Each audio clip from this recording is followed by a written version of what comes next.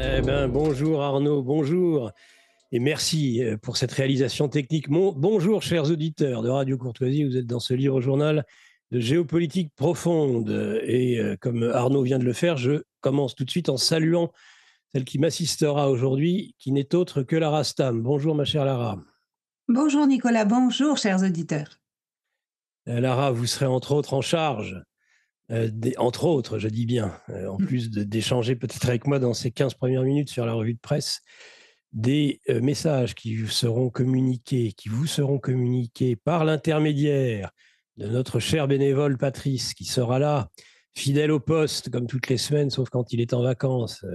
Et dans ces cas-là, il s'alterne. C'est Sylvie qui est là. Voilà, ce sont nos deux bénévoles du samedi. Et nous y tenons beaucoup. Que serait notre radio sans ce bénévolat, celle des patrons d'émission ou celle de tous ceux qui aident au secrétariat et qui aident aussi dans l'assistance des patrons d'émission eux-mêmes bénévoles d'ailleurs, je le rappelle à chaque fois. Donc Patrice pour les courriels électroniques ou les messages vocaux, si vous appelez le standard de Radio Courtoisie. Voilà. Alors, maintenant que les salutations d'usage ont été effectuées, que je rappelle que le titre de l'émission, en effet, c'est La résistance est-elle en danger ? Et que mon invité principal, notre invité principal ce matin, n'est autre, et il est déjà présent avec nous dans le studio, et le capitaine Alexandre Juvin-Brunet. S'il m'entend, eh bien, je le salue tout de suite. Bonjour. Bonjour. Bonjour à vous, mon capitaine. Très bien, eh ben, c'est très bien. On va parler d'un général. Dans la ça va être le gros de la revue de presse. Un général, quelqu'un qui finalement n'a, à mon avis, pas été beaucoup d'active. C'est un communicant. C'est d'ailleurs pour ça qu'il a été choisi. Je pense que si Emmanuel Macron avait pu même nommer à la tête des armées françaises en tant que chef d'état-major un énarque de sa promotion, il l'aurait fait. Il nomme bien des rectrices qui ont eu mal à partie ensuite d'ailleurs, avec leur rectorat, avec leurs académies des rectrices donc à l'éducation nationale. Alors pourquoi pas aussi un énarque, un inspecteur des finances ou un conseiller d'État pour diriger l'armée française. On imagine en termes d'art opératif, de tactique militaire, ce que ça pourrait donner. Donc le général Thierry Burkhard, eh bien évidemment on est proche du 14 juillet. Donc il semblerait que ce ne soit pas Thomas Joly, vous savez, celui qui nous a fait cette parenthèse enchantée magnifique à l'ouverture des JO. C'était une rumeur qui courait, semble-t-il, qui n'est pas réalisée. Il faut savoir que tout de même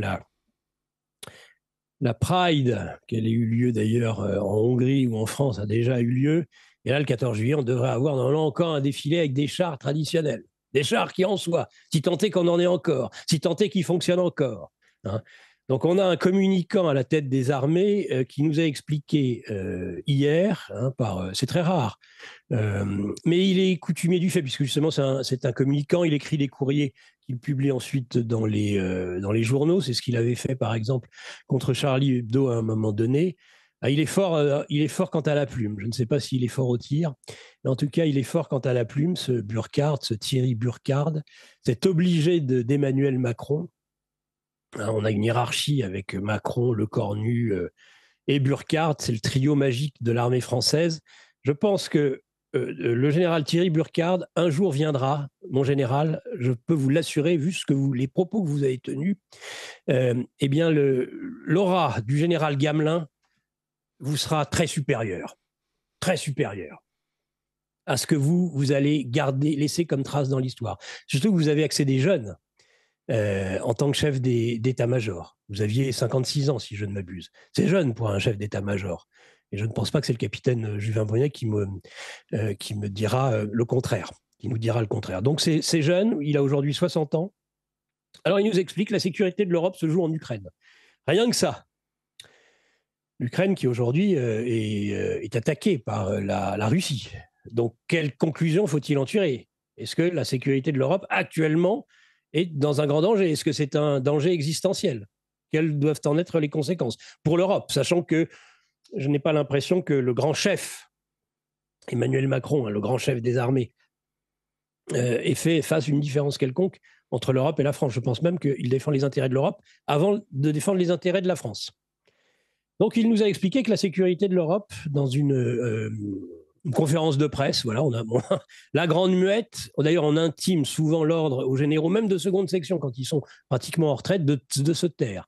Par contre, on a un bavard à la tête des armées. Lui, il convoque, et ce n'est pas la première fois d'ailleurs qu'il le fait, et c'est tout à fait rarissime, en tant que chef d'état-major des armées, la presse qui est venue aux ordres, évidemment, le petit doigt sur la couture du pantalon.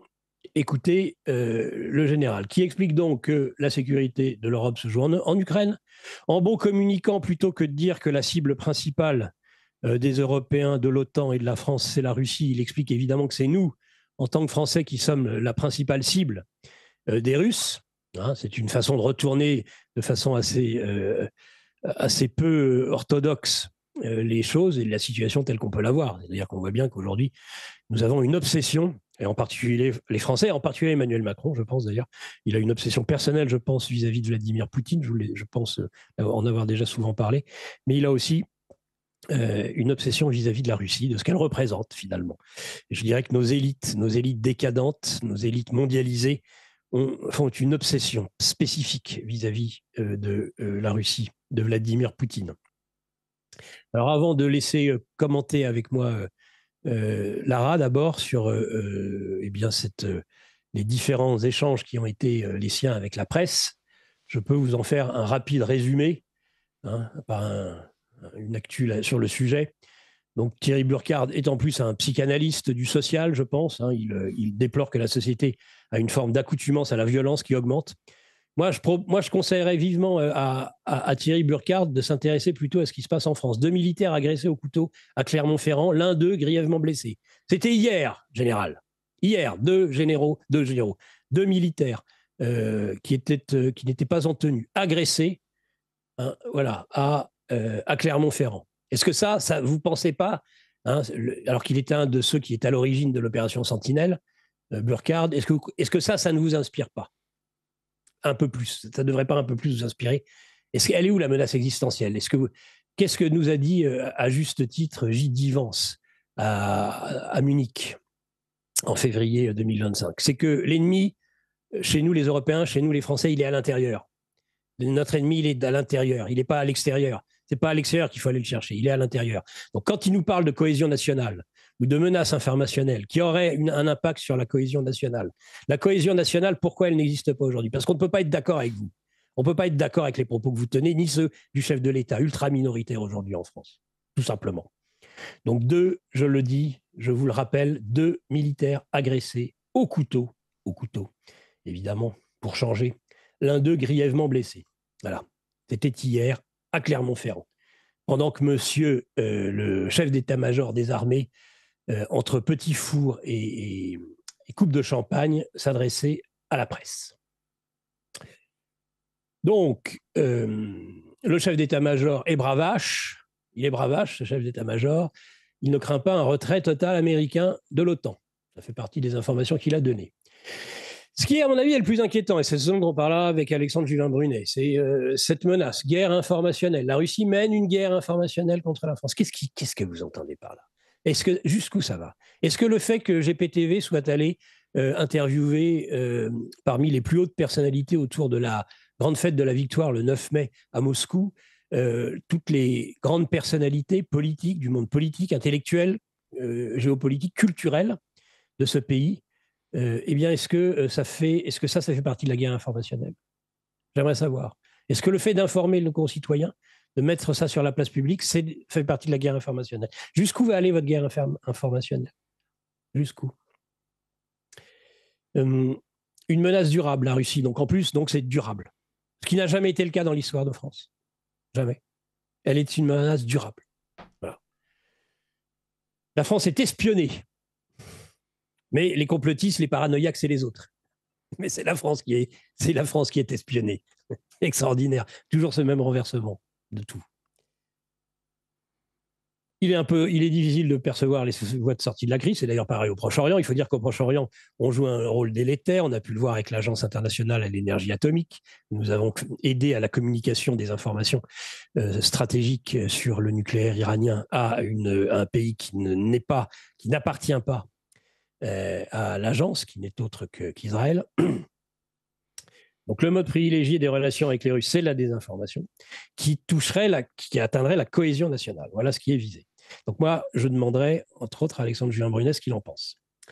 Une menace terroriste qui reste présente, voilà un petit peu les différents sujets qu'il a abordés, mais où vraiment on sentait que la Russie était au cœur de ses obsessions, de ses pensées, je dirais de ses obsessions. La Rastam, qu'est-ce que vous en pensez?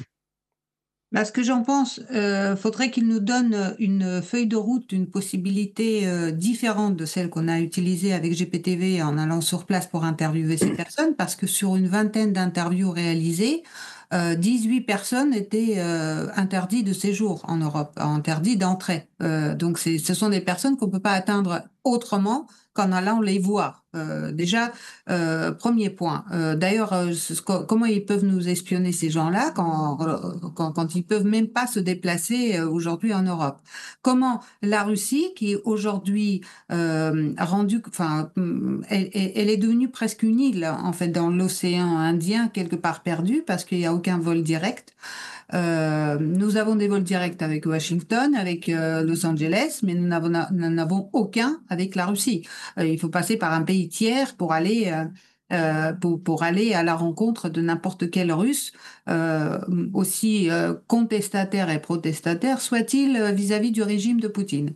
Donc, qu'il nous explique comment on doit fonctionner, nous, journalistes, qui avons besoin d'informer, qui avons besoin de donner la parole à ceux qui sont concernés.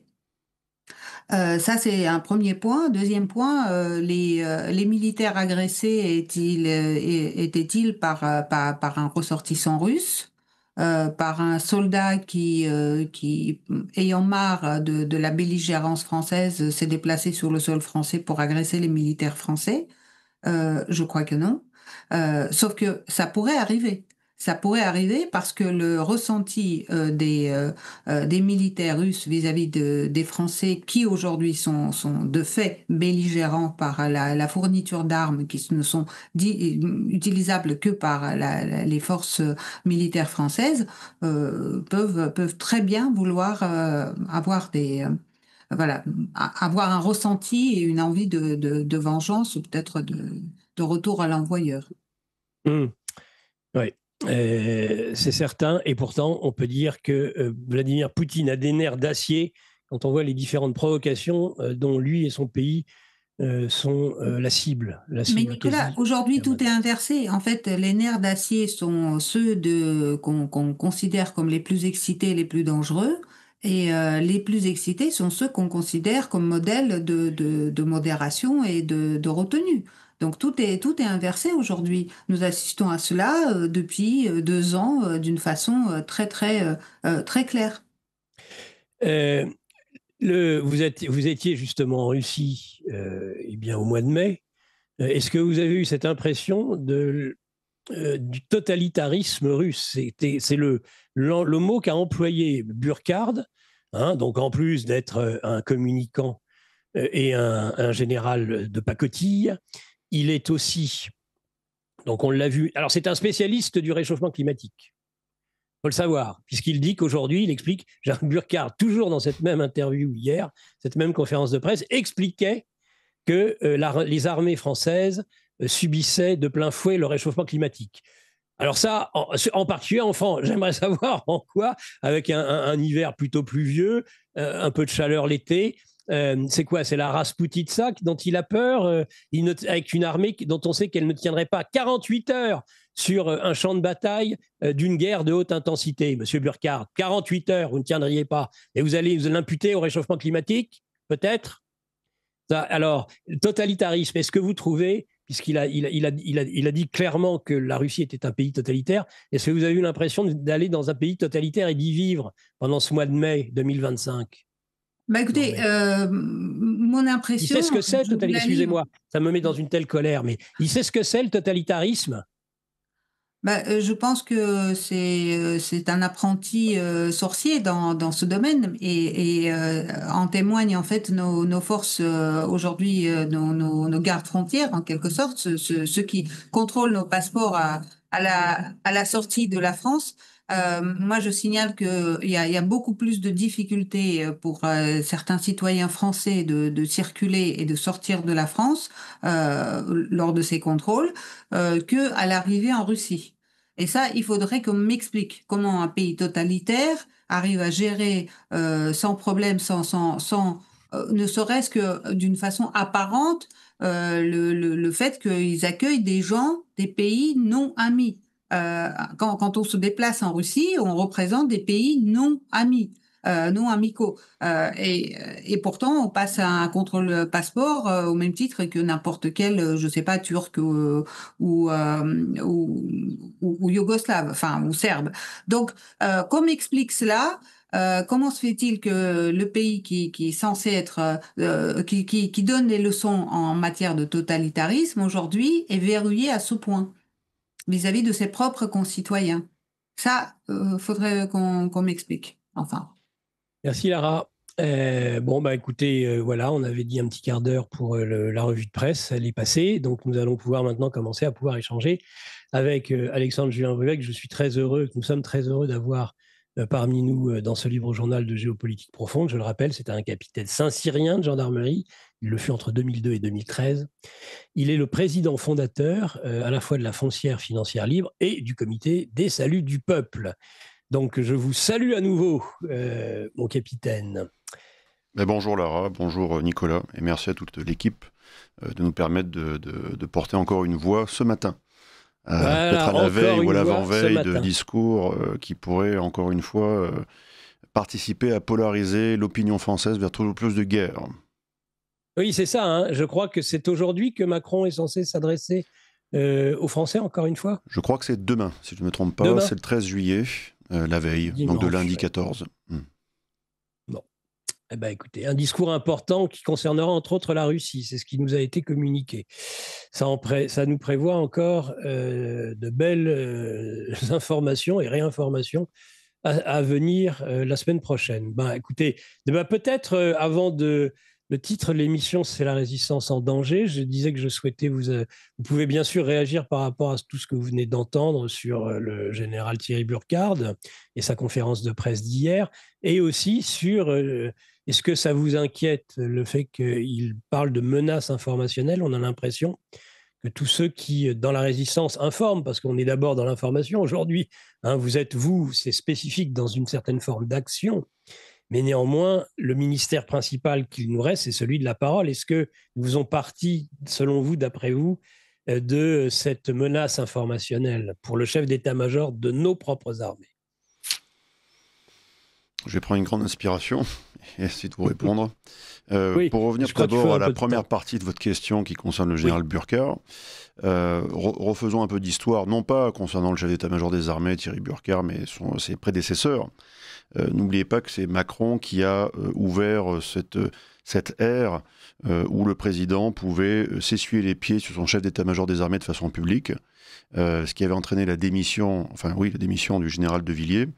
Et rappelez-vous la liste des généraux n'était pas si évidente à prendre la suite du général de Villiers, parce qu'il y avait encore parmi ces généraux, on va dire, une forme de loyauté les uns par rapport aux autres, et il n'avait pas apprécié la façon avec laquelle le général de Villiers avait déjà été traité par Macron. Donc les généraux qui avaient suivi n'étaient pas en tête de liste. D'autres généraux avaient été consultés en premier et ils avaient tous refusé. Donc nous avons eu ensuite notamment le général Lecointre qui avait pris la suite, qui n'était pas parmi les premiers. Et aujourd'hui nous avons Thierry Burkhardt. Je ne sais pas s'il figurait parmi la courte liste qui était possible. En tout cas, les Français ne doivent pas oublier faire ce retour en arrière de 5 années, 6 années, durant lesquelles donc, Macron a repris de façon énergique, voire certains diront c'est le président, c'est le chef des armées. Oui, autant faut-il déjà qu'il ait fait son service militaire, ce qui n'est pas le cas. qu'il ait touché une seule arme dans sa vie, ce qui n'est pas le cas. Les armes, il les fait toucher par d'autres pour qu'il les utilise peut-être un jour contre des opposants, sait-on jamais. Bref, mais en tout cas, Macron a ouvert une ère, on peut dire tyrannique, où il n'y avait plus, on va dire, je parle pas, je ne serais pas parler de cohabitation, mais de commandement par l'intelligence et par le cœur. Ce à quoi les militaires sont très attachés, commandement par l'intelligence d'un côté, mais aussi par le cœur. Et là, Macron, je pense dans sa démarche, ne fait preuve ni d'intelligence ni de cœur, et a sélectionné des généraux qui seront des bénis oui-oui. Voilà. Après, pour revenir sur la carrière du général Burckhardt, c'est malgré tout une très belle carrière, qu'il a faite notamment dans la Légion étrangère, dans les postes élémentaires, chef de section, commandant de compagnie. Ensuite, à partir du deuxième temps de commandement, ce qu'on appelle le TC1 puis le TC2, il peut y avoir parfois un autre temps de commandement qui peut être un régiment. Mais souvent, eh bien, il y a déjà un phénomène dans les armées qui touche d'ailleurs tous les réseaux. Ça ne touche pas que le réseau militaire, ça peut toucher le réseau hospitalier, ça peut toucher le réseau de l'éducation nationale, ça peut toucher le réseau du ministère de l'Intérieur, de la police, de la magistrature. À partir d'un certain niveau hiérarchique, ce qu'on appelle les HP, les hauts potentiels, parmi les armées, donc Burckhardt faisait partie de ces hauts potentiels, doivent progressivement se conformer à ce qui leur est demandé, non pas en termes simplement de doctrine stratégique française, mais bien je pense, de subversion idéologique. La plupart des personnes, des généraux et comme des autres têtes de réseau dans les autres services, qu'ils soient de l'intérieur, de la justice, de l'hôpital et j'en passe, sont obligés de se conformer à cette idéologie subversive qui consiste principalement à saboter les intérêts français. Alors, beaucoup de vos auditeurs vont sauter sur leur chaise quand je vais leur dire ça, mais nos intérêts français sont systématiquement sabotés de l'intérieur. Preuve en est, j'aurais souhaité hier que le général Burckhardt rappelle qu'en termes d'espionnage, certes, l'ambassade de Russie est très performante et a des services d'espionnage partout en France, mais ils n'ont pas eu l'outrecuidance de positionner leur ambassade en face de l'Élysée, comme les Américains, ou en face de l'Élysée, comme les Israéliens, ou à 2 encablures de l'Élysée, comme les Anglais. C'est la position aussi stratégique des ambassades révèle beaucoup de choses aussi, la géographie des ambassades.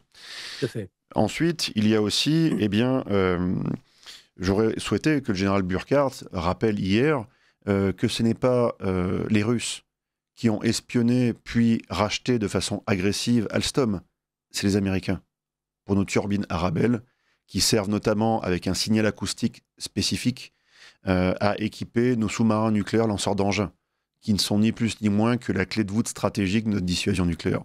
Voilà. J'aurais souhaité qu'il le rappelle.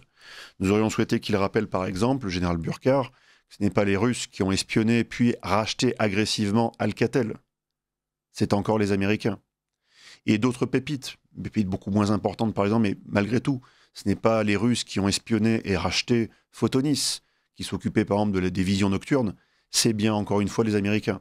Et si ce n'est pas un rachat direct par les Américains, c'est un rachat qui passe par des entreprises dont le siège social est, par exemple, dans les Pays-Bas, ou en Belgique, ou dans le Nord, vers Shape, en fait, vers le Strategic Headquarters of Allied, qui est le QG de l'OTAN.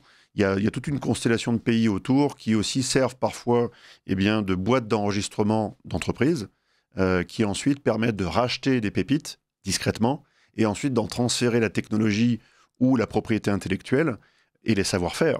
Donc technologie, propriété intellectuelle, savoir-faire aux États-Unis, qui n'ont plus investi dans leurs recherches fondamentales et applicatives depuis des années et s'appuient pour cela sur leurs vassaux. Et la France est le vassal, notamment technologique, des États-Unis, qui leur a bien servi à rattraper leur retard technologique dans beaucoup de sphères. Et je rappelle que si nous avions eu l'intelligence, même dans les ministères des armées, d'écouter, de faire preuve d'un peu d'humilité par rapport aux scientifiques, notamment les scientifiques français, je parle par exemple de Jean-Pierre Petit, nous disposerions aujourd'hui, dans notre arsenal de frappe, notre arsenal préventif comme notre arsenal offensif, nous disposerons de missiles hypersoniques. nous les Français, parce que c'était des scientifiques de recherche fondamentale qui auraient pu ensuite être relayés par des scientifiques de recherche applicative, qui nous auraient fait avoir dans notre arsenal la technologie hypersonique. Et nous ne l'avons pas, parce qu'elle a été sabotée par des traîtres aux commandes de l'État français. Et ces mêmes traîtres qui sont aujourd'hui en train de nous pousser dans la guerre. C'est exactement ça. Qu'est-ce que, quand Xavier Moreau, par exemple, sur d'autres généraux, parle de généraux de plateau, alors, ou de gamelins de plateau, sachant que Gamelin, pourquoi je disais que Burkhard aura probablement laissera une trace beaucoup plus noire encore que dans l'histoire que Gamelin, c'est que Gamelin, il y a eu 40, mais Gamelin, comme tous ces chefs d'état-major, ces généraux d'état-major de 40, ont été des héros de guerre de 14-18. Il ne faut pas l'oublier, ils ont fait une guerre, ils savent ce que c'est qu'une guerre de haute intensité, ils savaient ce que c'était qu'une guerre, alors que là, en fait, on a des généraux aujourd'hui qui ne savent pas ce que c'est qu'une guerre. Ils n'en ont jamais eu, vu son âge, il n'a pas plus connu l'Algérie, quoi que ce soit. Il a connu ces fameuses opération en Afrique, et dont il était d'ailleurs un adjoint de communication, Barkhane et tout ça. Et pour répondre à votre question, à savoir est-ce qu'il était sur la courte liste, il faut savoir qu'il a connu Schill et le général Schill, qui a été nommé aussi chef d'état-major de l'armée de terre, et Macron, ils se sont tous les trois connus en 2014. Et depuis ce moment-là, et Schill et lui ont eu une avancée express en matière d'élévation de grade et d'étoiles qui sont passées de 2 à 5. Donc, très, très vite. Donc, ça, c'est pour donner la réponse. Qu'est-ce que vous inspire aujourd'hui ces militaires français, vous qui avez été pendant plus de 10 ans, justement, un capitaine saint-cyrien? Les militaires français, c'est une grande famille, c'est une diversité. Donc, parle-t-on des soldats, des marins, des aviateurs, des gendarmes, tous militaires, je ne peux pas commettre de réponse parfaite parce que votre question est très très ouverte. Qu'est-ce que je peux en penser à un certain niveau que je connais et dont je dois parler, parce que c'est une réalité et personne n'en parle. Vous ne pouvez pas, aujourd'hui en France et depuis au moins une trentaine d'années, alors c'était déjà le cas avant, rappelez-vous l'affaire des fiches, il y a plus d'une centaine d'années déjà, donc avant 14 déjà, il y a eu l'affaire des fiches qui permettait, on va dire, de s'assurer que l'armée française, avant 14, soit déjà en ordre de bataille, avant ensuite qu'on prépare le grand choc avec l'Allemagne, à l'époque. L'affaire des fiches, c'était se dire aussi sur quels généraux peut-on s'appuyer, de généraux républicains, voire des généraux acquis à la franc-maçonnerie, pour s'assurer que quand le régime républicain sera parfaitement épuisé par 1 an, 2 ans, 3 ans, peut-être 4 ans de guerre, il n'y aura pas quelques généraux félons, déjà à l'époque, il y a 100 ans, qui pourraient ourdir un complot contre la République et la faire tomber. C'est ça l'affaire des fiches. Et moi, je ne l'avais pas compris. À l'époque, quand je suis d'ailleurs passé par Saint-Cyr. Mes chefs le savaient. J'aimais bien l'histoire. Ils m'avaient taquiné sur cet aspect, mais je n'en avais pas compris vraiment l'essence. 100 ans plus tard, nous y sommes toujours. C'est-à-dire que pour devenir aujourd'hui... alors, il y a encore des chefs de corps, des colonels que je salue, qui sont d'ailleurs de ma promotion, de Saint-Cyr, qui arrivent à faire carrière et à atteindre au moins ce 3e temps de commandement qui est le régiment, qui est pour beaucoup qui est le Saint Graal d'un militaire, commander sa section, commander sa compagnie, commander son régiment. Voilà, c'est ce par quoi tous aspirent à passer. Mais beaucoup qui veulent atteindre ce Saint Graal doivent majoritairement se conformer. Alors je dis, c'est pas 100%, il y en a encore quelques-uns qui passent à travers les fourches codines du filtre franc-maçonnique, mais beaucoup de personnes m'ont relevé, parce que je les avais croisés à l'école des officiers de la gendarmerie nationale. On s'est connus sur les bancs de l'école, on s'est connus sur les bancs de Saint-Cyr, on s'est même parfois connus sur les bancs du lycée militaire, où je suis passé, où j'étais aussi au lycée militaire du Prytanée, dans la Sarthe. Donc, c'est des relations anciennes, qui parfois, au détour d'une conversation, nous disent « Bah oui, je suis lieutenant-colonel, j'ai eu mon entretien au bureau personnel officier, le BPO, et on m'a dit bah, « Écoutez, colonel, si vous souhaitez devenir colonel plein et lourd, voire général, et rentrer dans la piste aux étoiles, ce qu'on appelle la piste aux étoiles, vous allez devoir, entrer en loge. » Et certains officiers catholiques le catholicisme chevillé au corps, répondent « mais je ne peux pas servir 2 maîtres ». Et là, il leur est répondu « mais beaucoup sont parmi vous des officiers de vitrine, d'affichage catholique, mais qui sont ouvertement francs-maçons. Et c'est avec cela qu'ils arrivent aussi à faire carrière. Donc tout est verrouillé par une secte. Il y a une secte qui verrouille tout en France, qui verrouille toutes les têtes de réseau et qui verrouille jusqu'aux forces armées. Elles sont verrouillées par cette secte. Et c'est en fait un outil de conformisme social et sociétal pour permettre de sélectionner et ensuite d'assurer le plein contrôle.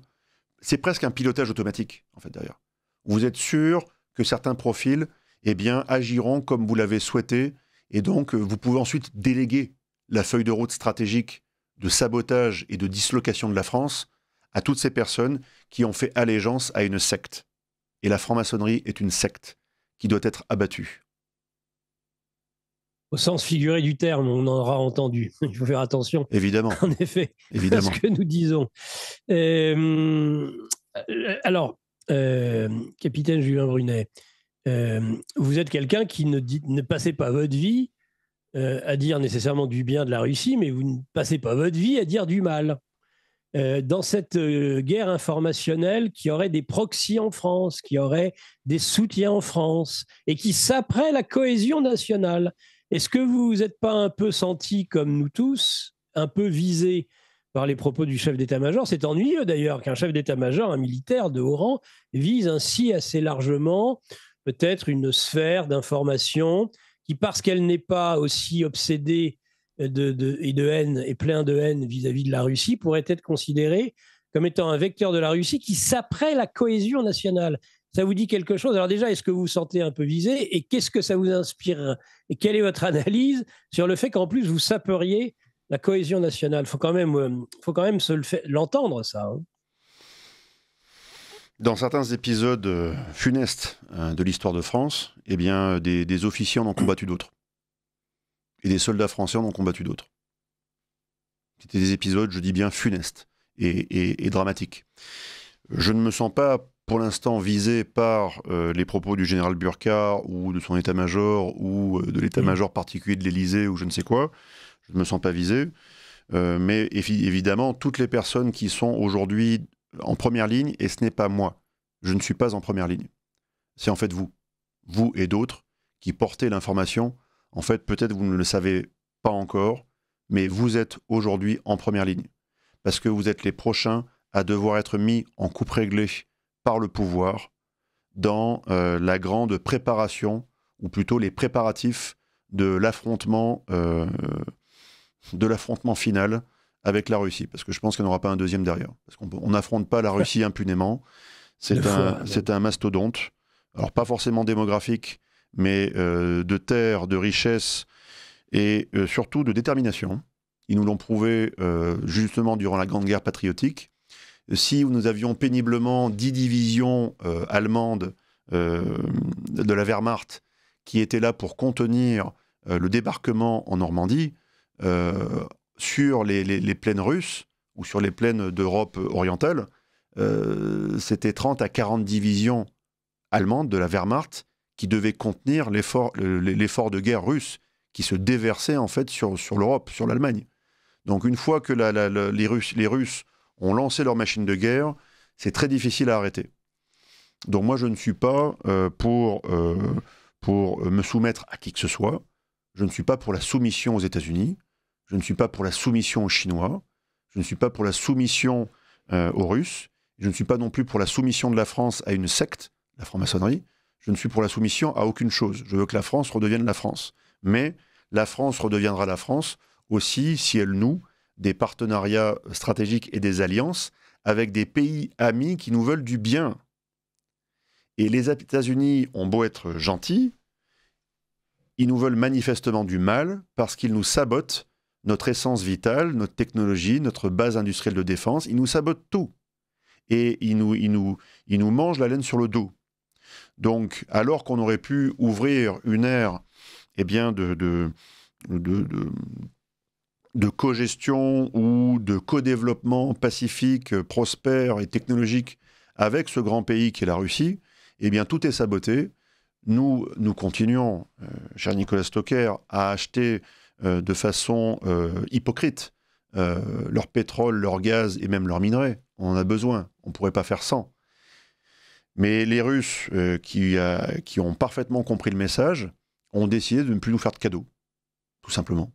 Donc c'est pour ça qu'ils se sont mis à poser leur guêtre en France-Afrique.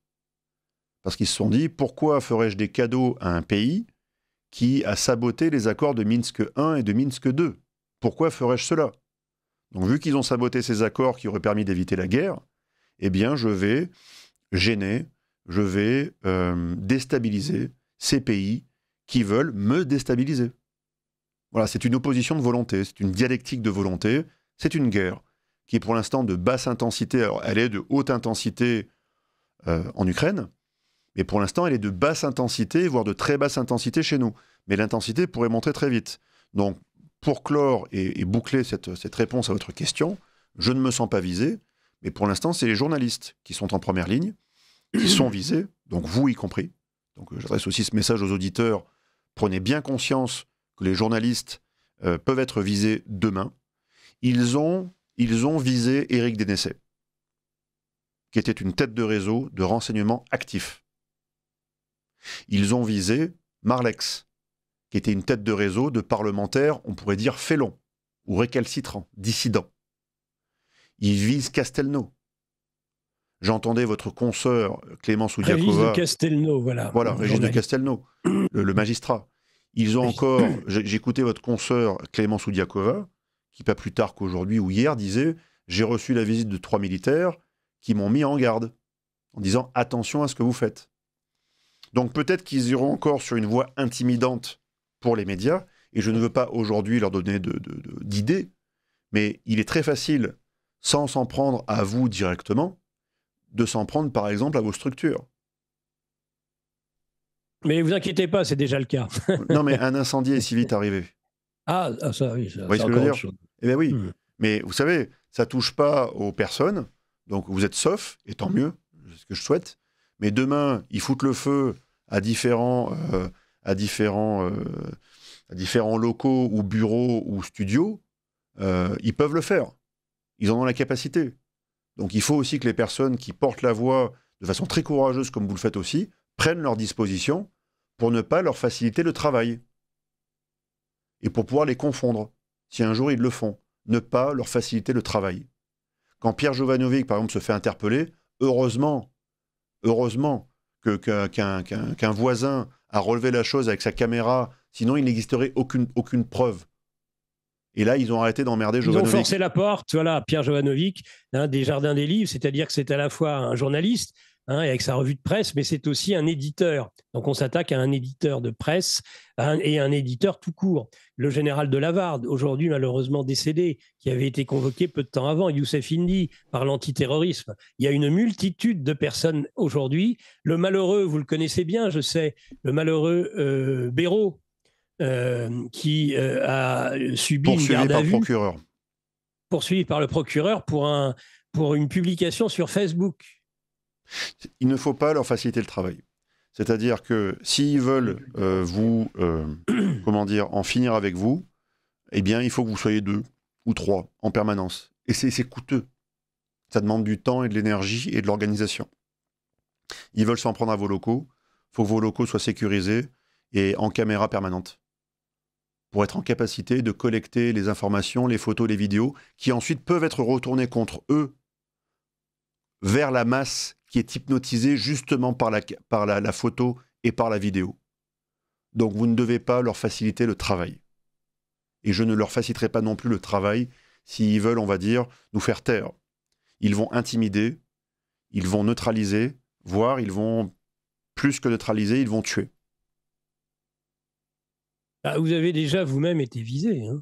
Oui, mais c'était... Et pas de la meilleure des façons. Oui, mais c'était encore une neutralisation, disons, de basse intensité, froide, où c'était un procureur qui est désigné, un magistrat qui s'exécute, et une police judiciaire, doigt sur la couture, qui va procéder à l'enquête préliminaire pour ensuite essayer de me confondre.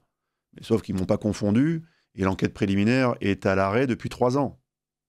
Mais je suis toujours sous contrôle judiciaire, où je vais pointer tous les mois au commissariat de Toulon. Ça fait 24 fois que je pointe au commissariat de Toulon.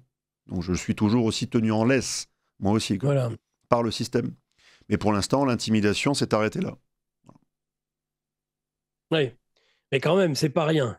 C'est pas rien. C'est autre chose qu'une vague menace de 3 officiers. Hein. Oui, mais je souhaite à personne de partir en prison en 8 mois. Hein. Il faut resituer. Voilà, il faut resituer les choses. Le capitaine Julien Brunet a été un de ceux qui a été le plus frappé, et avant même la vague actuelle, même si c'est une nouvelle vague qui est plus faite, à mon avis, d'intimidation, ou aussi, d'ailleurs, je crois qu'il y a des personnes qui sont peut-être réellement visées à un certain niveau. Il ne faut pas non plus sombrer, comme le font certains, dans la paranoïa. Non, mais ils ont toutes les listes. Ils savent pertinemment quels sont les réseaux, quelles sont les têtes, et qui est-ce qu'il faut éventuellement corrompre, compromettre, intimider, disqualifier par les médias, persécuter bancairement ou fiscalement. Et si tout ceci n'a pas marché, lui enlever ses gosses. Et s'il n'a pas de gosses, eh ben le faire passer sous un bus. Voilà. Oui, il y a une gradation, c'est indéniable. Ouais. Alors... c'est frais, c'est léger, vous avez vu, ce matin. Oui, tout à fait, absolument. Alors qu'on approche de ce 14 juillet qui devrait être, même si je sais votre opinion et vos positions sur la République, mais le 14 juillet, normalement, c'est ce moment justement de cohésion. Il nous parle de cohésion alors qu'il n'y a jamais eu aussi peu de cohésion. On est quand même sur des guerres civiles froides dans ces domaines-là, sans parler du reste. Oui, écoutez, regardez les images, et peut-être qu'on aura de nouvelles images cette année de l'organisation du 14 juillet. Sera-t-il encore claquemuré et verrouillé comme il l'était c'était plus un 14 juillet, c'était vraiment un défilé de dignitaires soviétiques. Hein. On était presque à ce niveau-là, où tout était verrouillé, il y avait la police politique dans tous les coins, il y avait des snipers à chaque balcon. Bon, c'était un défilé de dignitaires soviétiques. Sauf que, l'URSS est tombé, eh bien, c'est la France qui, visiblement, a pris le relais. Voilà. Nous y sommes. Je ne sais pas si ce sera une grande liesse populaire. Oui, beaucoup sont encore hypnotisés par ce qu'est le 14 juillet. La fête de la Convention, un an avant la prise de la Bastille. Bon, voilà. Est-ce que ça a encore une actualité dans le quotidien des gens, ou dans l'idéal Oui, il y a beaucoup de personnes qui partagent encore cet idéal de liberté, de démocratie. Voilà. Ils partagent cet idéal sans en fait s'intéresser sur l'essence profonde de cet idéal, et notamment les racines historiques de cet idéal, qui sont des racines sanglantes, très sanglantes. C'est-à-dire que la démocratie, la pseudo-démocratie dans laquelle nous vivons, qui n'est plus une démocratie, le masque est définitivement tombé, et tant mieux. Cet anti-régime, avec cette anti-religion et cet anti-système, eh bien, il a fallu plus de 2 siècles pour qu'ils arrivent à totalement dévitaliser la nation, la civilisation française. Ils en arrivent quasiment au bout. Et si les Français, dans un sursaut, ont besoin de comprendre ce qui leur arrive, eh bien, intéressez-vous à la guerre civile qui a eu lieu entre 1789 et 1791. Et vous verrez les 2 années de guerre civile effroyables qui ont inspiré... Non mais, les guerres civiles en France entre 89, 1789 et 91 ont inspiré Staline, ont inspiré Pol Pot et Mao, qui n'étaient pas des enfants de cœur. Non. Voilà. Donc, la République est née dans un bain de sang, et je pense qu'elle finira comme elle est née, dans un bain de sang. Écoutez, en effet, on est dans le léger, là. C'est frais, c'est léger. Voilà. C'est frais. Oui, mais vous savez, Nicolas, excusez-moi du terme, mais si vous pondez un thème aussi engageant et aussi sérieux et dur que la résistance est-elle en danger, il faut qu'on en parle sérieusement et qu'on pose les termes, justement. Il y a un peu de un peu de climatisation dans le studio de Radio Courtoisie, donc ça permet de rafraîchir un peu l'atmosphère. Oui. Et Et que dire sans être dans l'outrage au chef de l'État, en restant dans le cadre de la loi, que dire d'Emmanuel Macron? Que dire d'Emmanuel Macron, qui est à la tête de tout ça, qui dirige ce pays quand même depuis 2017, Alexandre Juvin-Brunet? Votre question est facétieuse, Nicolas Stocker, parce que vous me demandez... Et encore très ouverte. Oui, et vous encore me très posez une ouverte. question très ouverte sur Emmanuel Macron et vous me demandez ensuite de pas aller dans l'outrage. Alors que oui. Macron, c'est le sujet d'outrage à répétition envers nous, donc envers lui, qu'on peut lui réadresser depuis 2017. Voilà, ça fait 8 ans que l'on se fait morigéner, soumettre, humilier. C'est de l'humiliation permanente. Je vous dis, ça passe par l'humiliation, le sabotage des forces morales de ce pays. Parce que quand vous humiliez un pays sur la scène internationale, ça crée une colère dans le peuple. Le peuple n'est pas content de se faire humilier sur la scène internationale. Mais une fois qu'il n'a pas été content, ce peuple, eh bien, il est passé de la phase de colère, de sidération, ensuite à une phase, en fait, de déprime.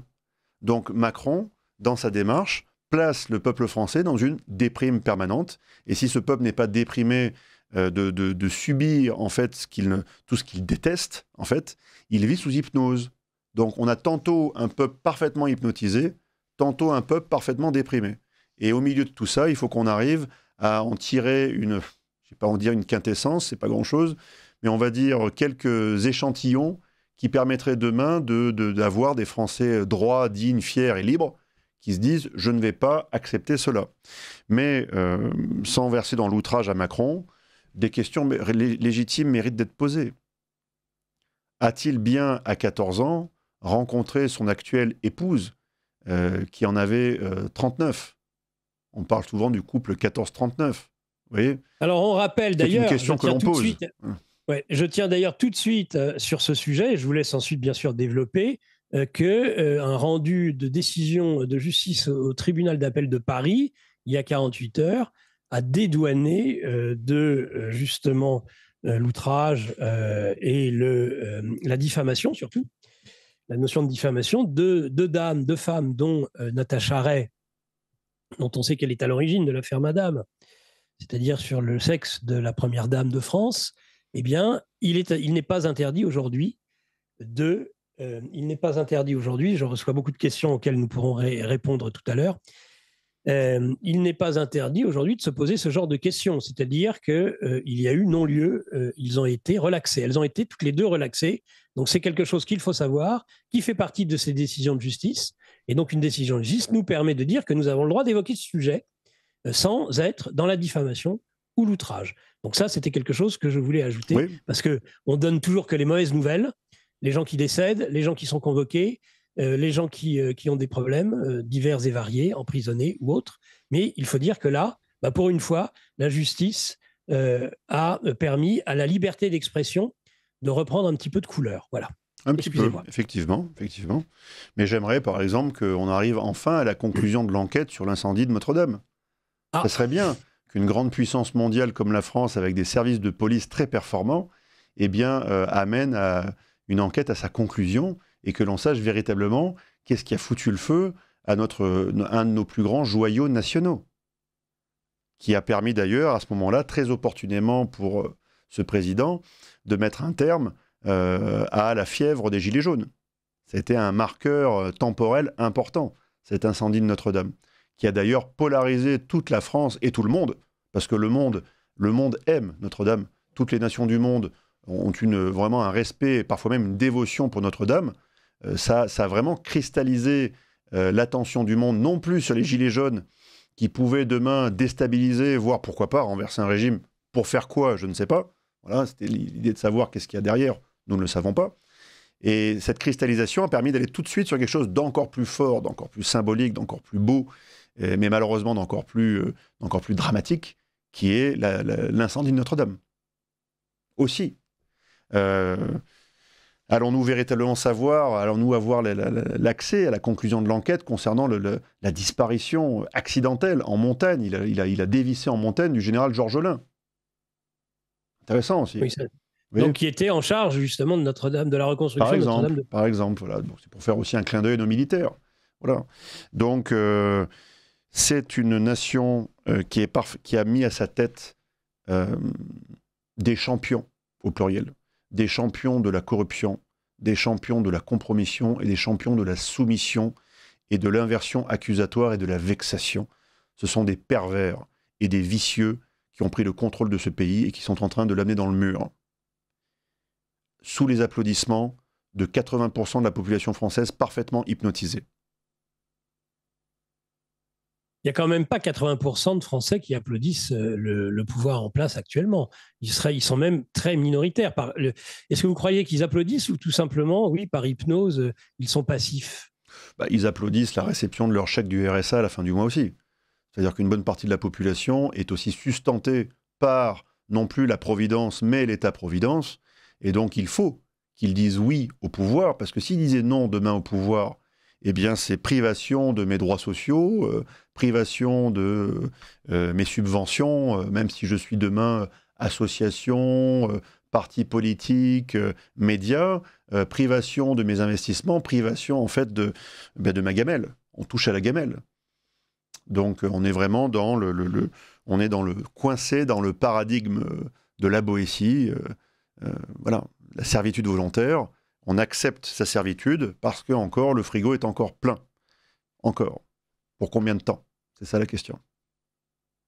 Merci, capitaine. On vous retrouve tout de suite et on nous retrouve tous tout de suite après ce petit, très court bobino. Durant cette période aussi estivale, où beaucoup partent en vacances, eh bien, il y aura des estivales et nous serons présents, et pour GPTV, sur le front, dans un mode imagé, à nouveau, sur le front durant tout l'été. Et tout l'été, nous aurons, je continuerai pour ma part, les matinales dès 7h le matin, et nous serons présents en direct durant tout l'été, tout comme Mike Borowski, qui sera d'ailleurs dans le livre Journal des controverses en direct aussi tout à l'heure, à partir de 10h30. Nous ne vous abandonnerons pas pendant cette période de vacances. N'abandonnez pas votre radio. Et je sais que vous ne le ferez pas, chers auditeurs de Radio Courtoisie, car elle a besoin de vous. C'est la dernière des grandes radios associatives de la bande FM. C'est quand même quelque chose. Cette vieille dame a besoin du minimum pour continuer et pour que nous continuions à vous produire l'ensemble de ces émissions sur Radio Courtoisie. Avant de continuer avec le capitaine Alexandre Juvin-Brunet, quelques éléments déjà Alors, il y a énormément de questions, je n'ai pas eu le temps de les traiter toutes, loin s'en faut. Je vais regarder ça et petit à petit les décliner. Mais en tout cas, il y a beaucoup de réactions sur le général Burkhard. Un auditeur qui nous dit qu'il est plus comique que communicant. Je vous passe le reste d'ailleurs du jeu de mots et qui me parle. Et oui, nous lui pardonnons cet insupportable errement, cher auditeur. Quelqu'un qui est attaché à la langue française. Évidemment, c'est notre cher ami Denis. Ils ont osé. Ils n'aiment pas le mot rectrice. Qu'est-ce que vous voulez que je vous dise? Je comprends, il dit ça désigne les plumes de la queue. Peut-être. mais c'est bien comme ça qu'elle se faisait appeler. Elle ne se faisait pas appeler Madame le recteur. Non, c'était la rectrice. Bon. Que voulez-vous que je vous dise? Quelqu'un qui dit quelque chose de très juste sur le général Burkhard, qui doit sa promotion au fait d'avoir cassé du Serbe au Kosovo lors de la prise d'un pont. Il a parfaitement raison, je ne l'ai pas rappelé, mais cet auditeur a raison en parlant du général Burkhard, cassé du Serbe au Kosovo. Et ensuite, il a été, expression entre guillemets, traîne-sabre en Afrique. Quand il a été nommé par Macron chef d'état-major, il n'était que général de brigade. 2 étoiles et est passé devant les généraux de division, de corps d'armée et d'armée. Ça vous donne votre réponse, Alexandre Juvin-Brunet. Depuis, il a eu des nominations express dans des grades supérieurs pour réparer cette anomalie. Il est bien le porte-coton du président de la République et de l'oncle Sam. Je vais regarder le reste des questions, on y reviendra. Alexandre Juvin-Brunet. Alors, la résistance est-elle en danger? Vous êtes un membre de cette éminent Alexandre Juvin-Brunet, de cette résistance. Vous avez subi déjà personnellement justement ces attaques. Aujourd'hui, on a l'impression qu'on est sur une nouvelle vague d'attaques et qu'on n'en est qu'au début d'ailleurs. Donc la résistance est-elle en danger et quelles sont les façons de parer? Parce qu'il y a chez vous, et vous avez déjà donné un conseil, de ne pas leur faciliter la tâche. C'est votre spécificité et vous êtes l'un des seuls je ne vais pas dire le seul parce que ça vexerait d'autres, mais l'un des seuls qui allait au-delà des mots du ministère de la Parole et être dans l'action, cherchant à rester dans la légalité, évidemment. Et je sais, et vous savez observer, donc il faut faire évidemment très attention. Mais j'aimerais que pour les auditeurs de Radio Courtoisie, vous rappeliez cela aussi, c'est-à-dire que la résistance, ce ne sont pas que des mots, ce n'est pas que des prises de conscience, ce n'est pas que le fait de penser par soi-même, même si c'est essentiel, c'est aussi le faire, le fait de faire. Oui, et justement, je voulais commencer par, non pas rectifier ce que vous avez dit, je n'en ai pas la prétention, mais bien vous apporter ma propre définition de ce qu'est la résistance. Oui. Aujourd'hui, je ne suis pas un résistant.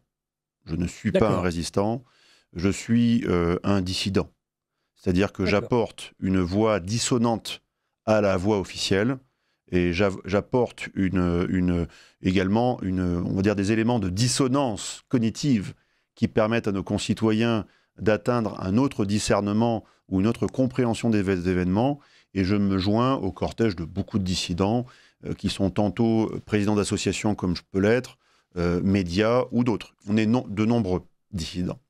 Mais c'est dans cette population dissidente aujourd'hui que germera peut-être un jour, si les plans ne sont pas coupés prématurément, eh bien, c'est dans cette population que germera un jour une résistance à l'oppression et une résistance sous toutes ses formes au règne, disons, au règne encore funeste de cette France par un régime qui a décidé d'en finir et de la saboter. Et cette résistance un jour prendra toutes les formes. Quand le général Burckhardt parle de communication, de guerre informationnelle, multidimensionnelle, en fait la guerre est multidimensionnelle. Mais ces diverses dimensions s'étoffent et s'enrichissent au gré de l'augmentation de l'intensité de la confrontation. Quand il y a une augmentation de l'intensité de la confrontation, comme ce que l'on subit aujourd'hui, il y a une augmentation de l'intensité, c'est-à-dire qu'on n'aurait pas imaginé qu'il y ait autant de suicides depuis plusieurs semaines, on n'aurait pas imaginé qu'il y ait autant de pression même sur les médias depuis plusieurs semaines et plusieurs mois, on assiste à une augmentation. C'est là où on change d'état, où on peut changer de phase. Un changement de phase d'ailleurs qui est provoqué par le régime. Parce que le régime lui-même sait qu'il est en train de provoquer de créer une situation belligène, où on va aller vers une guerre. Donc, créant cette démarche belligène, création de guerre, il doit derrière commencer à mettre en coupe réglée tout le monde. Et c'est à ce moment-là où les dissidents, encore aujourd'hui nombreux, vont devoir faire des choix. Soit je décide de vivre libre, et parfois même de mourir libre, soit je décide de vivre sous servitude. Et je mourrai sous servitude. Et c'est ça qui distingue le dissident du résistant. C'est-à-dire son choix d'aller jusqu'au bout de ses idées, jusqu'au bout de son action éventuelle, quitte à y laisser la vie. C'est ça, des résistants. Dans les maquis, ils y laissaient leur peau. C'est sûr. Quand ils passaient des messages entre Lyon, le maquis, ou Lyon et Paris, ils pouvaient y laisser leur peau. Donc c'est vraiment cette frontière qu'on est en train d'apercevoir. Elle apparaît, cette frontière. Hier, c'était est-ce que je peux courageusement sacrifier mon confort? Oui, certains sacrifient leur confort. Regardez, vous avez des bénévoles chez Radio Courtoisie qui sacrifient leur confort pour arriver à faire vivre une radio. C'est le sacrifice du confort. Puis-je demain sacrifier ma liberté? Accepter, comme par exemple Natacha Ray ou Amandine Roy, d'aller jusqu'en justice et peut-être de subir un enfermement, comme j'ai subi moi aussi. Est-ce que je vais accepter demain de porter mes idées en justice et jusqu'à la privation de mes droits et ma privation de ma liberté? Deuxième sacrifice. Et là encore, on est encore dans la sphère, on va dire, dissidente. Mais la prochaine sphère, c'est suis-je capable pour mes idées de crever pour mes idées? Suis-je capable de crever pour mes idées? Voilà. Et ça fera de vous des résistants ou pas. C'est très important ce que vous dites, parce que justement, ça remet un peu les choses à leur place. Et les gens aussi. Il le faut. Parce que les mots sont tellement vidés de leur substance que nous devons en fait faire un travail aussi de leur redonner du sens pour ensuite, eh bien, autour de ces mots, rebâtir un idéal. Parce que au commencement était le verbe, et le verbe se fit chair. Donc si les verbes, ils sont creux, on ne va pas pouvoir faire une chair vivante autour de ça. Donc il faut qu'on reparte d'un verbe qui vibre et qui est réel. C'est vrai, c'est très vrai. Alors justement, comment peut-on déjà ne pas leur faciliter la tâche? Donc c'est déjà un acte, ça. C'est-à-dire, voilà, je sais qu'ils vont me cibler et je vais me défendre. Ça commence à monter un peu dans les tours et à faire petit à petit se rapprocher la frontière entre dissidence et résistance. Quand on dit ce genre de choses-là. Plutôt qu'en effet avoir une simple opposition passive, ce qui est le dissident. Le dissident garde le ministère de la parole ou de l'écrit. Et encore, quand il a la possibilité d'être diffusé, ou c'est sous le manteau. Donc, quels sont au travers les CSP, les comités de salut du peuple, ce n'est pas qu'une organisation associative, ce n'est pas qu'une association politique. C'est aussi, avec la foncière financière libre, eh bien, une mise en action, justement, de cette dissidence. Alors, si j'essaie de trouver les bons mots. Oui, disons que c'est déjà un peu de la résistance. Hein, oui, mais j'ai pas envie, on va dire, de mettre en porte-à-faux. Mais vous avez raison. Non, mais ces deux entités. Vous jouez pas encore votre peau à ça. On est pas encore. Mais je vais répondre en deux temps. La première sur le CSP, les comités de salut du peuple et la foncière financière libre, qui l'acronyme est FFL. N'y voyez pas du tout Force française libre, hein, surtout pas, vraiment. Vous seriez un esprit taquin de voir cela. Donc, non, ce sont des entités qui servent justement à nous structurer une démarche qui est parfaitement louable, légale et acceptable, même pour l'État macronien, qui est une sorte en fait de sécurité civile privée. On est là pour soutenir notre concitoyen dans l'épreuve, assurer une distribution alimentaire d'urgence future si on a besoin, assurer le juste accès à des moyens de communication interne, bien assurer en fait l'accès à toutes les ressources nécessaires demain pour rester au moins debout. J'ai pas dit nécessairement se battre, mais debout.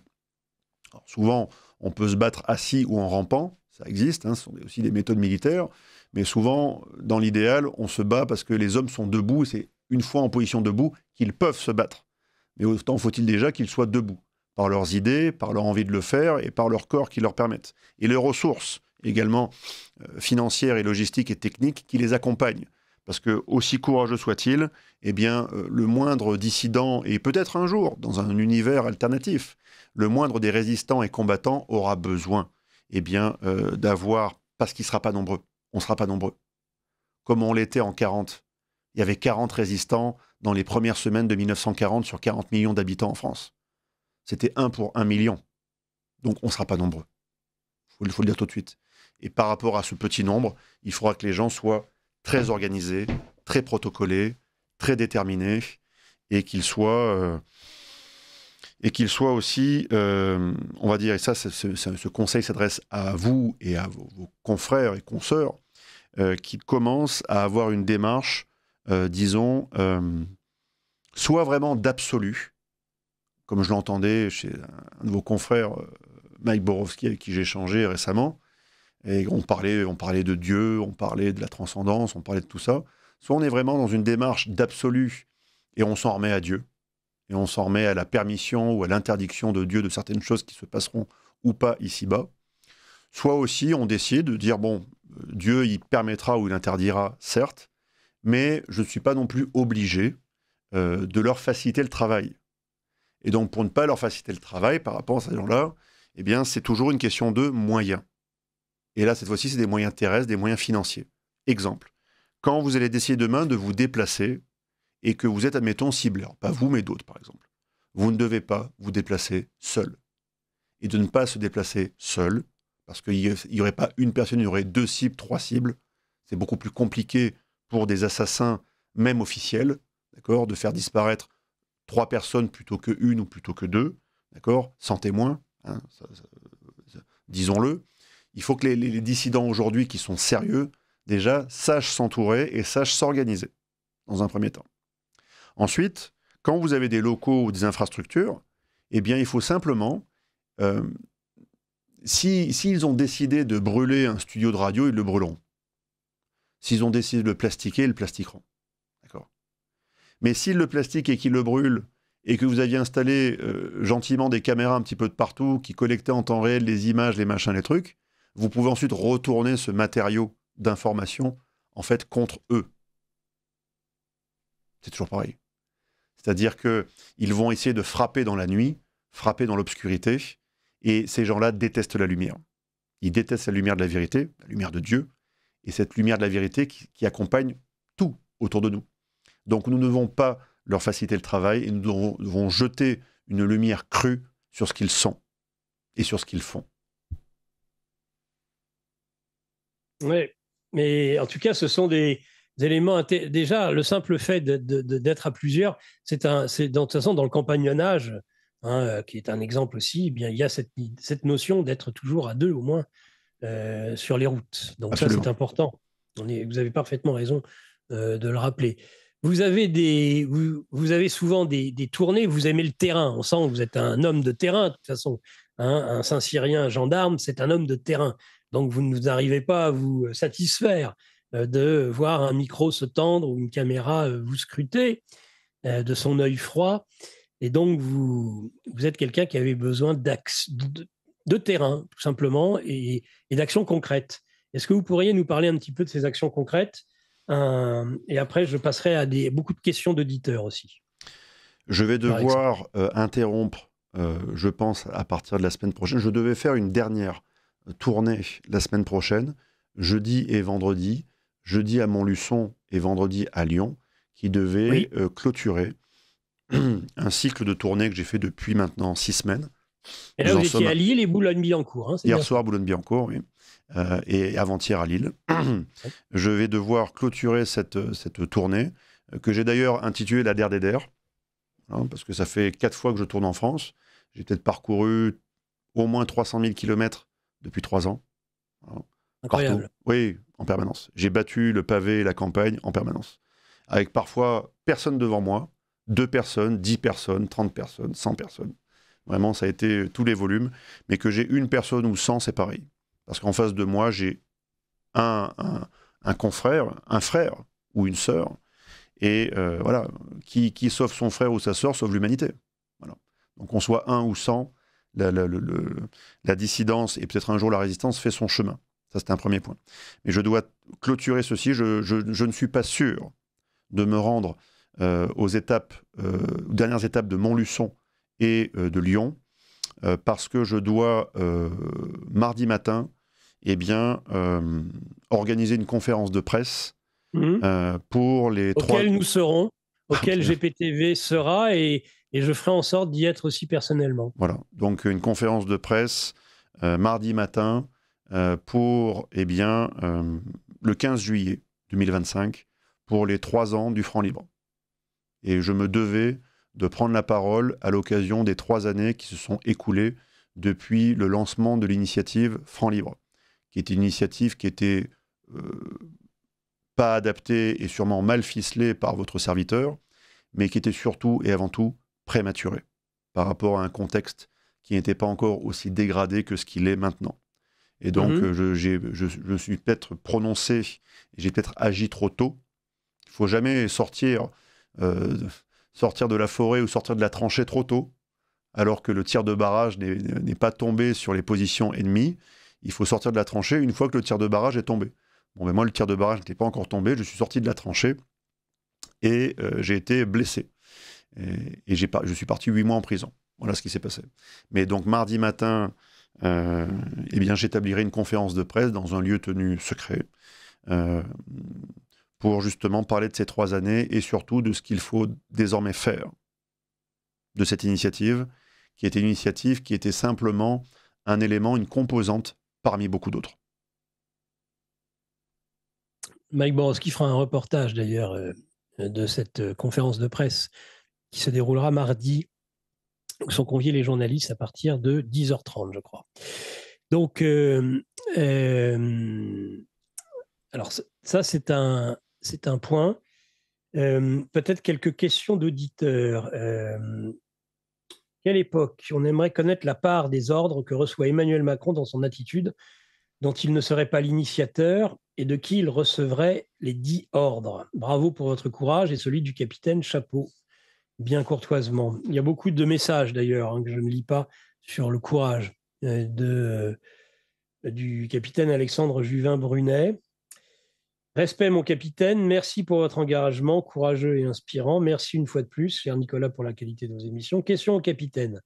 La possibilité d'un putsch militaire est-elle définitivement morte vu l'emprise sectaire qu'il décrit?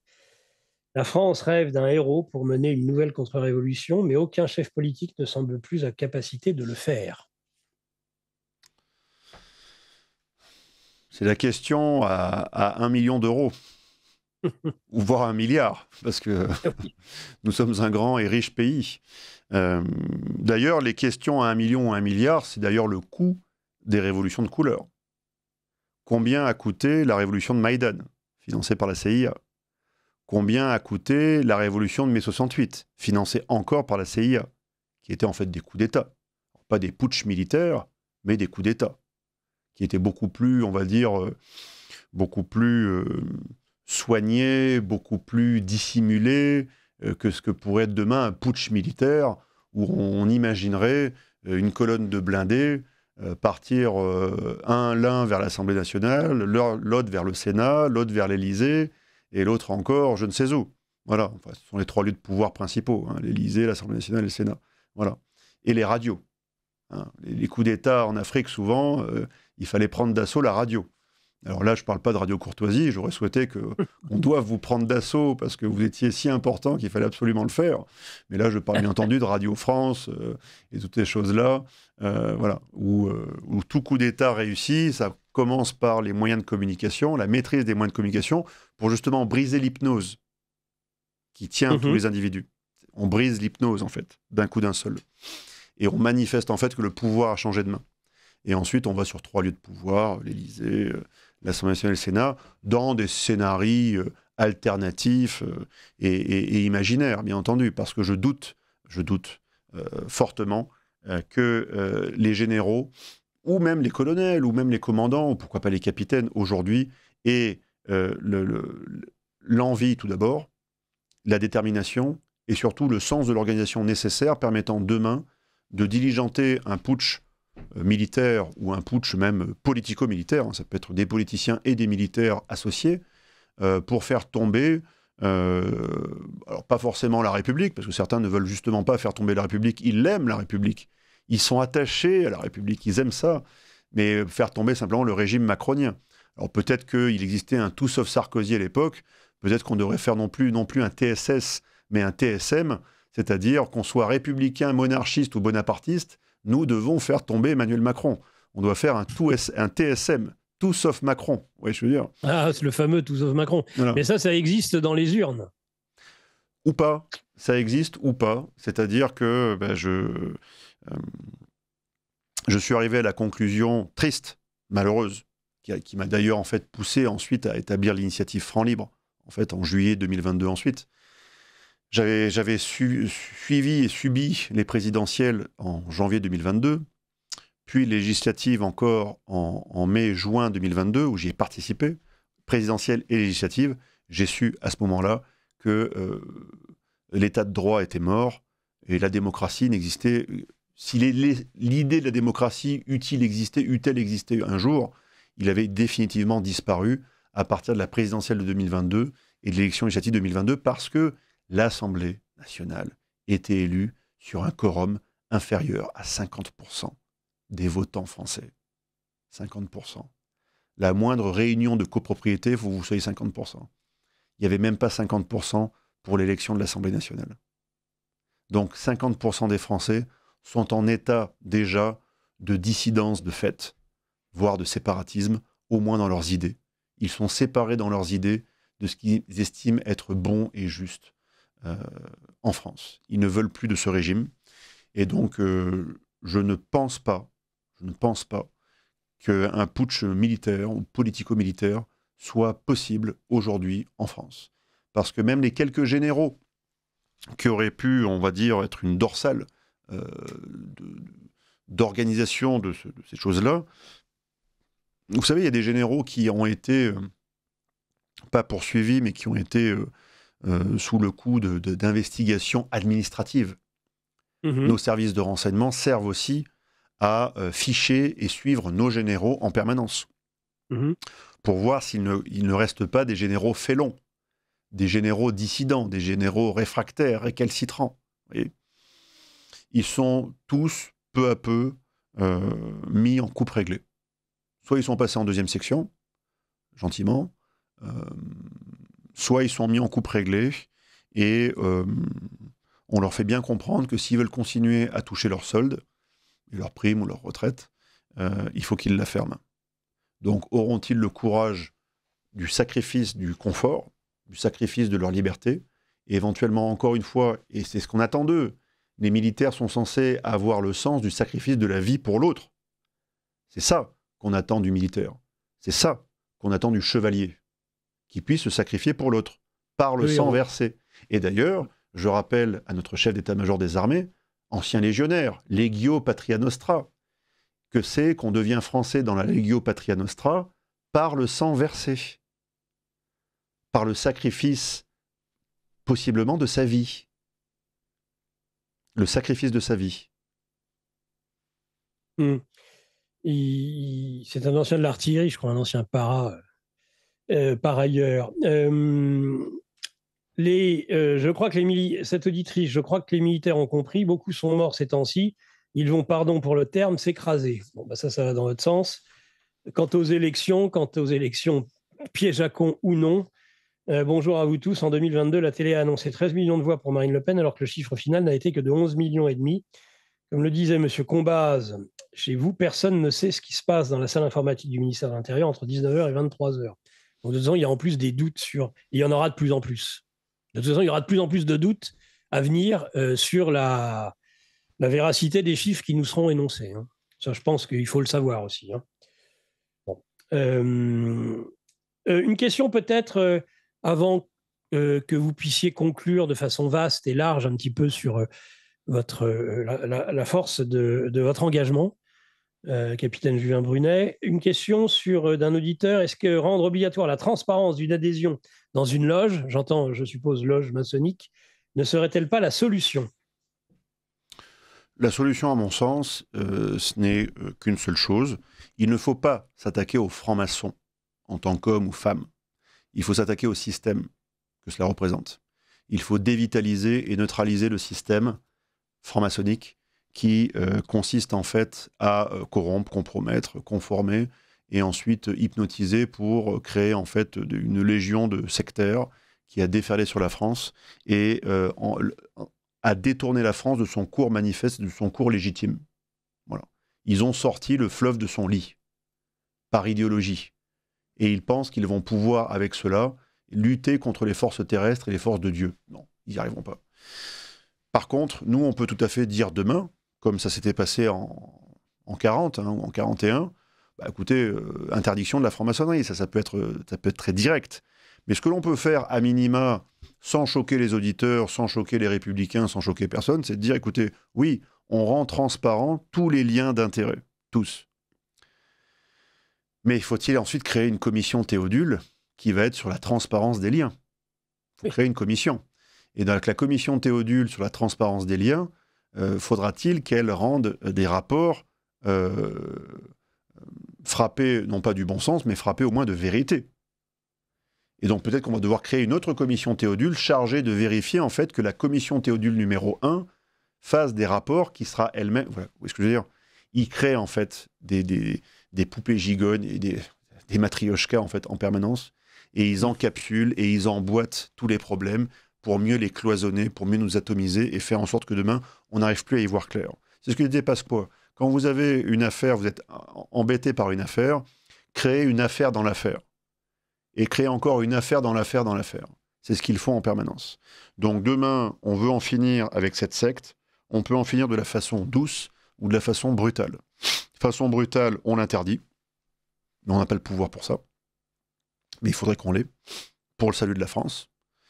Si on n'a pas le pouvoir pour ça, eh bien, qu'est-ce qu'on peut faire? On peut tout simplement rendre incompatible l'exercice d'une fonction publique ou l'attribution d'un marché public ou d'une subvention ou d'un PowerPoint à 30 millions d'euros, par exemple, vendu par l'Élysée à McKinsey. On doit rendre transparent et interdire, en fait, tout emploi qui soit lié de près ou de loin, non pas qu'à cette secte ou à ces sectes au pluriel que sont les francs-maçonneries, mais bien aussi à tous les conseils, les clubs, les enceintes et souvent transatlantiques, mondialistes, davosiennes, qui sont à la manœuvre. Parce que souvent, on a de gentils représentants de la droite ou de la gauche qui vous disent « Mais non, vous inquiétez pas, de toute façon, la franc-maçonnerie n'a plus aucune importance dans le jeu politique et sociétal français, ne vous inquiétez pas. » Oui, ils sont juste à la manœuvre. Voilà. La démonstration du contraire. Voilà, exactement. Donc non, ils sont toujours à la manœuvre. Et ce n'est pas Alain Bauer qui va me contredire quand il déclare sur le plateau de CNews, face à Éric Zemmour, avant la présidentielle, oui, le Grand Orient de France a coécrit le programme de François Mitterrand à 90%. Et pour nous remercier ensuite, François Mitterrand a érigé quoi? En plein cœur de l'essence royale et du lys de France, qu'est-ce qu'il a implanté au milieu du Louvre? Une pyramide du Louvre, pour les remercier d'avoir permis en fait à François Mitterrand d'accéder enfin au pouvoir qu'il chérissait depuis 40 ans. Et leur enfant, leur fils spirituel, Emmanuel Macron, est allé justement en 2017 fêter son sacre à la présidence de la République dans cette cour carrée du Louvre avec la pyramide de verre justement juste derrière lui. C'est exactement ça. Il faudrait simplement la surmonter d'autre chose. Soit en changer l'aspect, en faire juste un socle d'une statue. Par exemple, on pourrait mettre sur la pyramide, on pourrait redire simplement un socle, vous voyez ce que je veux dire, la raser par le haut, vous voyez, et y placer une gentille statue de Jésus-Christ notre Seigneur, qui est voilà, le roi de ce monde, et qui est le véritable roi de France. C'est Jésus-Christ notre Seigneur. Ce qui réduira le nombre de plaques de verre pour éviter de tomber sur un chiffre assez étonnant, puisqu'il paraît réellement qu'il y a 666 plaques de verre sur cette pyramide, il faut le faire. Il fallait trouver, il fallait oser. Cette auditrice, c'est rigolo de constater que la Russie, l'URSS, fermée par le fameux mur, tout le monde pouvait y aller sans problème, comme les Sartre, Beauvoir, les communistes d'alors, les chanteurs et acteurs Simone, Yves Montand, etc. Et maintenant que les frontières sont ouvertes, paraît-il, CF, le mondialisme, on ne peut pas y aller. Étrange, étrange, étrange. Elle a parfaitement raison, cette auditrice, de dire cela.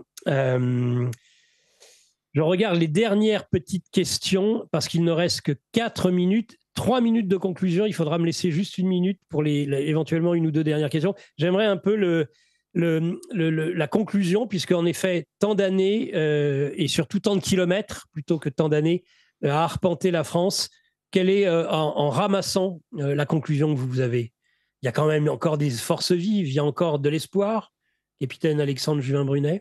Oui, il y a des forces vives, il y a de l'espoir. Ces forces vives sont toutes, malheureusement, claquemurées chez elles. C'est-à-dire que le mondialisme est allé au bout de son œuvre de destruction et de dislocation. Et maintenant, nous n'avons plus, en fait, de structures intermédiaires, nous n'avons plus de communautés. Nous avons des communautés artificielles. Vous savez, les communautés qui vont au club de gym, les communautés des chasseurs, les communautés de divertissement, les communautés de goût. Vous voyez ? Mais les communautés traditionnelles ont véritablement disparu, jusqu'à la famille. C'est pour cela, en fait, que nous sommes maintenant parfaitement atomisés.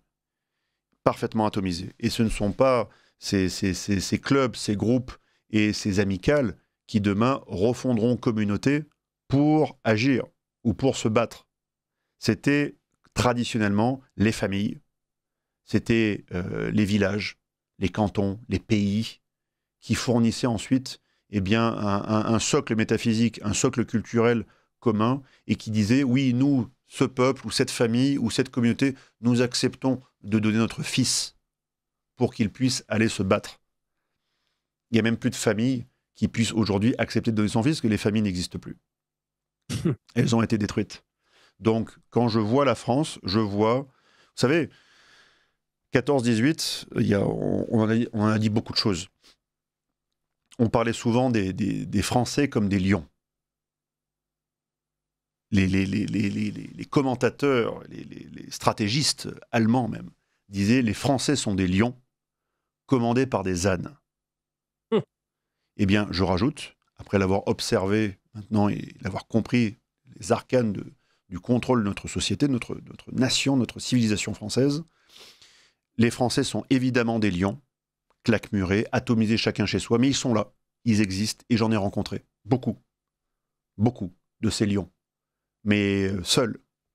Donc les Français sont des lions et des lionnes, parce qu'il y a aussi des femmes, je peux vous dire, je ne devrais pas vous le dire, on est sur Radio Courtoisie, donc on doit faire preuve de galanterie, d'élégance, de préséance, mais j'ai croisé des femmes qui ont une sacrée paire de courage, si vous voyez ce que je veux dire. Exactement. Merci, capitaine Alexandre attendez, j'ai pas Brunet. fini. Alors allez-y, parce que ça se termine. L'émission s'arrête là, vraiment. Oui. Les Français sont des lions, commandés par des ânes, et c'est peut-être le cas aujourd'hui, mais surtout pilotés par des traîtres. Ne l'oubliez pas. Des lions commandés par des ânes, pilotés par des traîtres. Bon, ben voilà, on aura fini de façon très ferme. Bonjour à tous, pouvez-vous m'envoyer le nom de l'intervenant qui est en train de parler, car c'est formidable. Oui, chère auditrice, c'est Alexandre Julien Brunet et je vous enverrai le nom. Je termine pour ma part, et nous avons ensuite évidemment le libre journal des controverses de Mike Borowski. Je remercie évidemment Arnaud, Patrice, Lara et vous, Alexandre Julien Brunet, mais je termine par notre ami Michel Dumas et son quatrain du jour, qui ose s'opposer à l'obscure milice, fera dernier voyage en sillage d'Ulysse, décoré post-mortem de Sainte Fleur d'Ulysse, samouraï suicidé, sacrificiel supplice. Merci à tous, chers auditeurs de Radio Courtoisie, et à la semaine prochaine. On met un pognon de dingue dans des minima sociaux, les gens ils sont quand même pauvres. Le patrimoine que vous avez accumulé toute votre vie ne servira bientôt plus à rien. L'euro numérique arrive dans moins de 5 ans et avec lui toutes les futures mesures liberticides. L'impossibilité d'épargner, de consommer librement. Si vous ne voulez pas ce futur pour vous et votre famille, Géopolitique Profonde a développé une solution pour vous, la lettre confidentielle. Cliquez sur le premier lien en description pour la découvrir. Ne laissez pas vos élites vous enfermer dans le communisme 2.0.